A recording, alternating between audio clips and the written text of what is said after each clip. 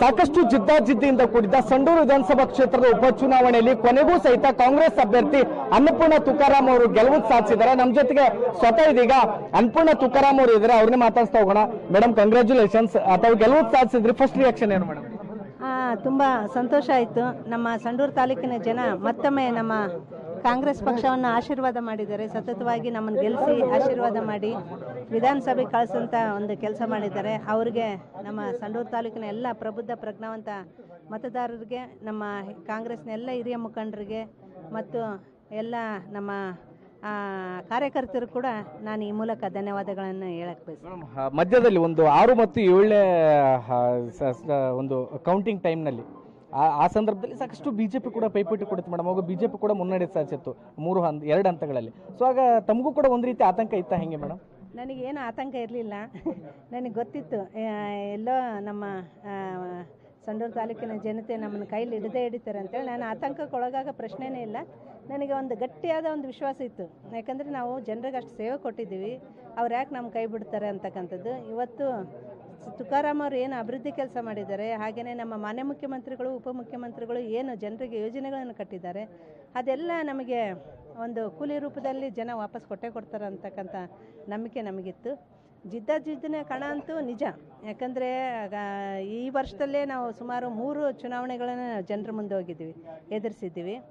ಸಹಜವಾಗಿ ಇರ್ತದೆ, ಒಂದು ಬಾರಿ ಅವ್ರಿಗೂ ನಾವು ಒಂದು ಅವಕಾಶ ಕೊಡೋಣ ಅಂತಕ್ಕಂಥದ್ದು. ಆದರೂ ಅದನ್ನು ಮೀರಿ ಇವತ್ತು ನಾವು ಗೆಲುವನ್ನು ಸಾಧಿಸಿದ್ದು ಅತ್ಯಂತ.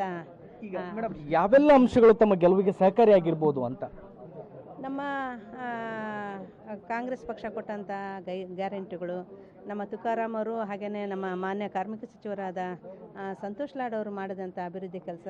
ಇವತ್ತು ಸಂತೋಷ್ ಲಾಡ್ ಅವರು ನಮ್ಮ ಕ್ಷೇತ್ರದಿಂದ ದೂರ ಉಳಿದ್ರು ಕೂಡ ನಿರಂತರವಾಗಿ ಇಲ್ಲೆಲ್ಲ ನಾಯಕರ ಜೊತೆಗೆ, ಎಲ್ಲ ಮುಖಂಡರ ಜೊತೆಗೆ ಇವತ್ತಿನವರೆಗೂ ಅವರು ಒಡನಾಟ ಇಟ್ಕೊಂಡು ಅವರು ಸಲಹೆ ಸೂಚನೆ ಮಾರ್ಗದರ್ಶನಗಳನ್ನು ಕೊಡ್ತಕ್ಕಂಥದ್ದು, ಕ್ಷೇತ್ರದಲ್ಲಿ ಸಂಪೂರ್ಣ ಹಿಡಿತ ಇಟ್ಕೊಂಡಿರೋದು. ಹಾಗೆ ತುಕಾರಾಂ ಅವರು ಕೂಡ ಇವತ್ತು ಕ್ಷೇತ್ರದಲ್ಲಿ ಸಂಪೂರ್ಣವನ್ನು ಹಿಡಿತ ಇಟ್ಕೊಂಡು ಅಭಿವೃದ್ಧಿ ಕೆಲಸಗಳಿಗೆ ಒತ್ತು ಕೊಟ್ಟು ಇವತ್ತು ಕೆಲಸ ಮಾಡಿರ್ತಕ್ಕಂಥದ್ದು. ಇವೆಲ್ಲ ಇವತ್ತು ನಮಗೆ ಪ್ಲಸ್ ಆಯಿತು.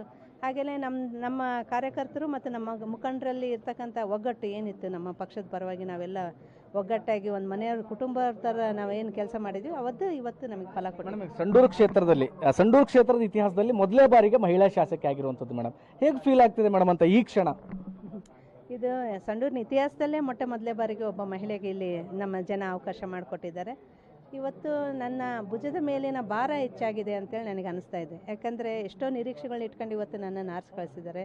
ಅವರ ನಿರೀಕ್ಷೆಗಳಿಗೂ ಮೀರಿ ನಾನು ನ್ಯಾಯ ಒದಗಿಸೋಂಥ ಕೆಲಸ ಮುಂದಿನ ದಿನಗಳಲ್ಲಿ ಮಾಡಬೇಕು. ಕ್ಷೇತ್ರದ ಅಭಿವೃದ್ಧಿ ವಿಚಾರದಲ್ಲಿ ಯಾವೆಲ್ಲ ಕನಸುಗಳನ್ನ ಕಟ್ಕೊಂಡಿದ್ದೀರಿ ಅಂತ?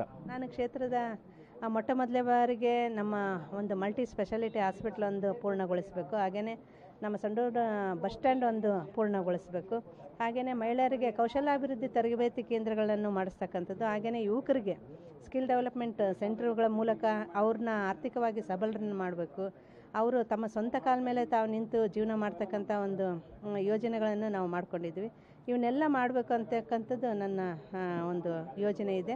ಅದನ್ನೆಲ್ಲ ಮುಂದಿನ ದಿನಗಳಲ್ಲಿ ನಮ್ಮ ಮಾನ್ಯ ಸಂಸದರ ಒಂದು ಸಹಕಾರದೊಂದಿಗೆ ಇವನ್ನೆಲ್ಲ ಪೂರ್ಣಗೊಳಿಸ್ತಕ್ಕಂಥ ಕೆಲಸ ನಾವು ಮಾಡ್ತೀವಿ. Thank you madam. ಆದರೆ ಇದಿಷ್ಟು ಕಾಂಗ್ರೆಸ್ ಪಕ್ಷದಿಂದ ಅಭ್ಯರ್ಥಿಯಾಗಿ ಗೆಲುವು ಸಾಧಿಸಿರ್ತಕ್ಕಂಥ ಅನ್ನಪೂರ್ಣ ತುಕಾರಾಂ ಅವರು ಹೇಳುವಂಥ ಮಾತು. ಕ್ಯಾಮ್ರಾ ಪರ್ಸನ್ ಚೇತನ್ ಕುಮಾರ್ ಜೊತೆ ಅಮರೀಶ್ ಅಲ್ಕ, ಹೊಮ್ಮಿನಾಳ ಪಬ್ಲಿಕ್ ಟಿವಿ, ಬಳ್ಳಾರಿ.